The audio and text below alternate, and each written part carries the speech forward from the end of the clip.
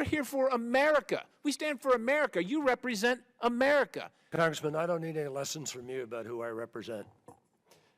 I've represented and fought for our country since I was out of college. And God bless you for your service. Don't give me any lessons about that, okay? Now, let me just make it crystal clear to you.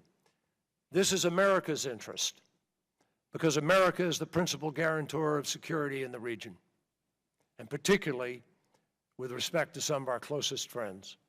Now, we believe that Iran was marching towards a weapon or the capacity to have a weapon, and we've rolled that back, Congress. Okay, that's your opinion. That's indisputable. No, let me ask you this. Let me ask you this, Mr. Secretary. That's a fact. Today on Capitol Stars, we bring you a classic, Congressman Scott Perry taking on Secretary of State John Kerry over the Iran nuclear deal. But before we jump in, hit that subscribe button and turn on notifications. So Perry asks, why should America trust Iran now?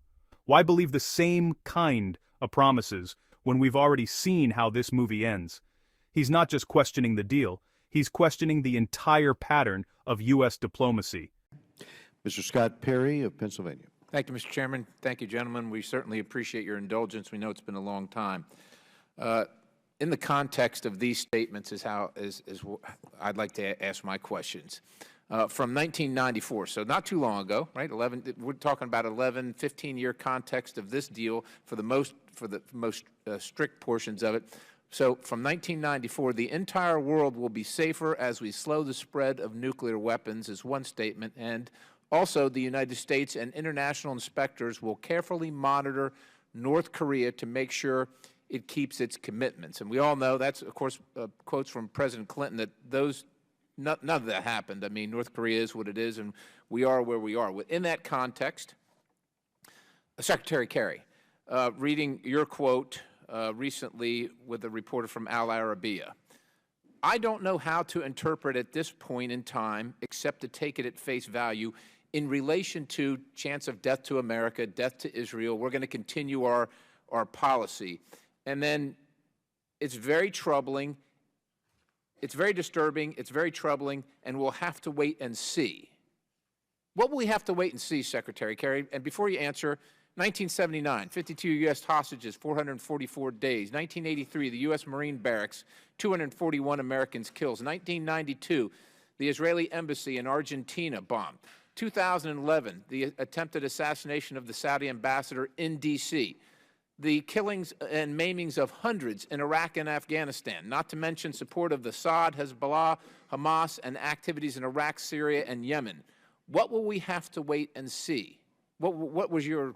We have to see the implementation of the plan, Congressman. No, look, you and I can have a speech off if you want. I don't want to have a speech off. I want to understand your comments. We could have we could have a competition for who is angrier about some of the things Iran has done historically. We understand they've killed Americans. We understand what they did in Khobar terrorists. We understand all of this. But they were marching towards a nuclear weapon. Mr. Secretary, you must understand, I appreciate this is my time. You must understand the American people see Iran as like a crocodile or a shark that does what it does. And we're saying, well, we're going to give the crocodile or the shark a few more teeth and let's see if it does something different. That's just not accurate. That's not accurate. But that's what we see. We have left in Let me say this, too. You have said that we don't have a better option. You keep on saying, well, you haven't provided a better option. Congressman, First of all, Mr. Secretary, with all due respect, it is not Congress's job. This is the administration. And if you would use the treaty process as provided by the Constitution, maybe we wouldn't be in this situation. Furthermore, you say, well, this is the only deal we can get. That there's no better deal. Congress has a long history of instituting better deals. Example are 200 treaties, including 80 multilateral accords modified by Congress, including the Arms Control Agreement, SALT II, and the Threshold Test Ban Treaty that failed to reach a vote and were modified. So there is a history for that of getting a better deal. And if the Ayatollah doesn't like it and doesn't want to negotiate it, oh, boo-hoo. We're here for America. We stand for America. You represent America. With that having been said, it's in another interview, if you don't get a majority in Congress to support this deal, doesn't that undermine the deal? And your statement, it's abbreviated, they don't care over there. And I'm assuming you mean Iraq, as long as the deal is implemented. And that's what we care about, that this deal being implemented. So do you care more about this deal or the UN's approval or American sovereignty and the approval of the American people through their duly elected representatives, Mr. Secretary? Congressman, I don't need any lessons from you about who I represent. I've represented and fought for our country since I was out of college. And God bless you for your So service, don't give me any sir. lessons about that, okay? Now, let me just make it crystal clear to you. This is America's interest, because America is the principal guarantor of security in the region, and particularly with respect to some of our closest friends. Now, we believe that Iran was marching towards a weapon or the capacity to have a weapon, and we've rolled that back, Congress. Okay, that's your opinion. and That's I understand that's your indisputable. belief. No, Let me ask you this. that's Let a me ask you fact. this, Mr. Secretary. That's a fact. Is it possible that Iran will acquire Russian air defense missiles in relation to the arms embargo lifting to protect nuclear sites? Possible or not possible? Say that again. Is it possible that Iran will acquire Russian air defense missiles to protect nuclear sites? Those are not in the agreement. They have A-300s that... In the relation to the arms embargo lifting? No, they're not banned by the arms embargo. They're outside of it.